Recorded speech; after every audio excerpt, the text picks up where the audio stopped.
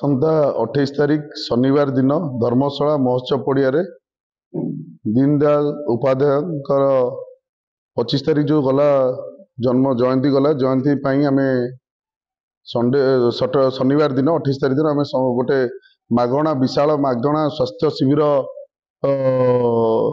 କରୁଛୁ, ଯେଉଁଥିରେ କି ଆମେ ଧର୍ମଶାଳାରେ ଥିବା 54 ଗୋଟି ପଞ୍ଚାୟତରେ କେମିତି ଗୋଟେ ସାଧାରଣ ଜଣେ ଗରିବ ଖଟିକିଆ ପାଖରେ ମାଗଣାରେ ତା ପାଖରେ ସ୍ୱାସ୍ଥ୍ୟର ସମସ୍ୟାର ସମାଧାନ ହେଇପାରିବ ଏବଂ ସେ କେମିତି ମେଡିସିନଟେ ପାଇପାରିବ, ମାଗଣା ପାଇପାରିବ। ଏବଂ ସବୁଠୁ ବଡ଼ କଥା ହେଲା ସେଥିରେ ଆମେ ବ୍ଲଡ ପ୍ରେସର ଏବଂ ଡାଇବେଟିସ୍, ଯେଉଁଟାକି ସାଧାରଣତଃ ପ୍ରାୟ ଘରେ ଘରେ ଲୋକଙ୍କ ସହିତ ସେଇ ରୋଗଟି ଜଡ଼ିତ ଅଛି, ସେଥିରେ ପ୍ରାୟ ଯେଉଁମାନେ ମେଡିସିନ ଦୀର୍ଘ ଦିନ ହେଲା ଖାଇ ଆସୁଛନ୍ତି ତାଙ୍କୁ ଆମେ 3 ମାସର ତାର ମେଡିସିନ ପ୍ୟାକେଟ ତାଙ୍କ ପାଇଁ ବ୍ୟବସ୍ଥା କରୁଛୁ। ଏବଂ ସବୁ ବିଭାଗର ଡକ୍ଟର ଭୁବନେଶ୍ୱର, କଟକ ଏବଂ ଯାଜପୁର ଆସୁଛନ୍ତି, ପ୍ରାୟତଃ 90 ଜଣଠୁ ଅଧିକ ଡକ୍ଟର ଆସୁଛନ୍ତି।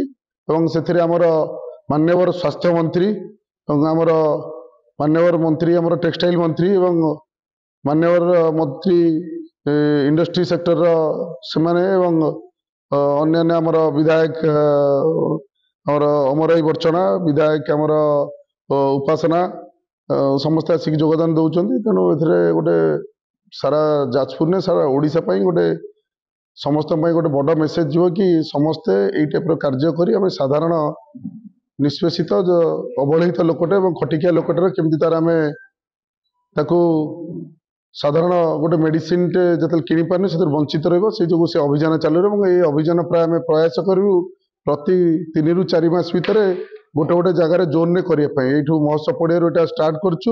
ଏଇଟା ପ୍ରତି ଜୋନରେ ଜିନିଷ ଗୁଡ଼ା ପ୍ରତି 4 ମାସରେ 5 ମାସରେ ଥରେ ଏଇଟା ରିପିଟ୍ ଚାଲିବ। ଧନ୍ୟବାଦ। ଏଥିରେ ଆମେ ଟାର୍ଗେଟ ରଖିଛୁ ପ୍ରାୟ 9,000 ରୁ 10,000 ପେସେଣ୍ଟଙ୍କର ସଲ୍ୟୁସନ ଗୋଟେ ଦିନ ସାରିବା ପାଇଁ ରଖିଛୁ। ସେ ଯୋଗୁଁ ଆମେ 90 ଜଣଠୁ ଅଧିକ ଡକ୍ଟରଙ୍କୁ ଆମେ ମଗେଇଛୁ ଏବଂ ଆମେ ପୁରା ସେ ମହୋତ୍ସବ ପଡ଼ିଆଟାରେ ପୁରା ଗ୍ରାଉଣ୍ଡଟାରେ ସେଇ ହିସାବରେ ବ୍ୟବସ୍ଥା କରୁଛୁ। ଏବଂ ନିଶ୍ଚୟ ଆସିବା ପାଇଁ ଯେଉଁମାନେ ଅସମର୍ଥ ଅଛନ୍ତି, ଯେଉଁ ବ୍ୟକ୍ତିମାନେ, ତାଙ୍କ ପାଇଁ ଗାଡ଼ି ବ୍ୟବସ୍ଥା ହେଇଛି। ତାଙ୍କର ପଞ୍ଚାୟତ ଅଫିସ ପାଖରେ ଯାଇ ଗାଡ଼ି ପହଞ୍ଚିବ, ସେଠି ସେ ଲୋକମାନେ ସେଠିକାର ବସି ସେଠି ଏଠାରେ ଆସି ପହଞ୍ଚି ପାରିବେ। ତେଣୁ ପ୍ରାୟ ଯାହା ଗୋଟେ ସାଧାରଣ ଲୋକ ପାଇଁ ଯାହା ନିତ୍ୟାନ୍ତ ଆବଶ୍ୟକ, ଘରୁ ଆସିବାଠୁ ମେଡିସିନ ଡକ୍ଟର ପାଖରେ ଟ୍ରିଟମେଣ୍ଟ କରି ମେଡିସିନ ନେଇ ସକାଳ ବ୍ରେକଫାଷ୍ଟ ଜଳଖିଆ ଖାଦ୍ୟଠୁ ଖାଇ ଲଞ୍ଚରେ ଖରାବେଳେ ମଧ୍ୟାହ୍ନ ଭୋଜନଠୁ ଖାଇ ସେ ମେଡିସିନ ଧରି ତା ଘରକୁ ପୁଣି ଗାଡ଼ି ଦରକାର ପଡ଼ିଲେ ଯଦି ଯିଏ ଯାଇପାରୁନି ତ ସହିତ ଘରେ ଛାଡ଼ିବା ପର୍ଯ୍ୟନ୍ତ ସବୁ ବ୍ୟବସ୍ଥାରେ ଆମେ ବ୍ୟବସ୍ଥା କରିଛୁ। ସବୁ ବିଭାଗର ଡକ୍ଟର ଆସୁଛନ୍ତି, ସବୁ ବିଭାଗର ମେଡିସିନ ରହୁଛି।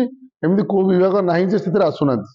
ସବୁ ବିଭାଗର ମେଡିସିନ ଆସୁଛନ୍ତି। ଆପଣଙ୍କର ପେଡିଆଟ୍ରିକ ହୁଅନ୍ତୁ, ଆପଣଙ୍କର ଗାଇନିକ ହୁଅନ୍ତୁ, ଆପଣଙ୍କର ଇଏନଟି ହୁଅନ୍ତୁ, ଆପଣଙ୍କର ଡର୍ମାଲୋଜି ସ୍କିନ୍ ହୁଅନ୍ତୁ, ଆପଣଙ୍କର ଅର୍ଥୋପେଡିକ ହୁଅନ୍ତୁ, ସବୁ ମେଡିସିନ ସ୍ପେଶାଲିଷ୍ଟ ସବୁ ବିଭାଗର ମେଡିସିନ ଆସୁଛନ୍ତି। ଏବଂ ଆପଣଙ୍କର ଡାଇବେଟିକ ପାଇଁ ଟେଷ୍ଟ ଯାହା ଅଛି ଆପଣ ଆମେ ଚେଷ୍ଟା କରୁଛୁ ଇସିଜି ବିସିଜି ସବୁଗୁରା ଇସିଜି ସେମିତି ସବୁଗୁରା କରିବା ପାଇଁ ପ୍ରାୟତଃ ସବୁ ବିଭାଗର ଅଛି ଏବଂ ସବୁ ଟେଷ୍ଟ ବି କରିବା ପାଇଁ ଆମେ ସମସ୍ତେ ପ୍ରସ୍ତୁତ ଅଛୁ, ସବୁ ଜିନିଷ କରିବା ପାଇଁ ପ୍ରସ୍ତୁତ ଅଛୁ।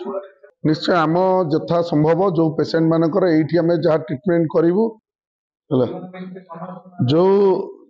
ଯୋଉ ପେସେଣ୍ଟ ମାନେ ଆସିବେ ସମସ୍ତେ ଯେଉଁ ପେସେଣ୍ଟ ମାନଙ୍କୁ ଟ୍ରିଟମେଣ୍ଟ କରାହବ, ଯୋଉ ଫ୍ୟାସିଲିଟି ଆମେ ଏଇଠି ଦେଇପାରିବୁନୁ, ଯଥା ସମ୍ଭବ ବାହାରେ ଯେଉଁ ଫ୍ୟାସିଲିଟି ସେମାନଙ୍କ ପାଇବାର ଅଛି ଆମ ତରଫରୁ ଯଥା ସମ୍ଭବ ପ୍ରୟାସ କରୁ ତାଙ୍କର ସମ୍ପୂର୍ଣ୍ଣ ସମସ୍ୟାକୁ ପୂର୍ଣ୍ଣ କରିବା।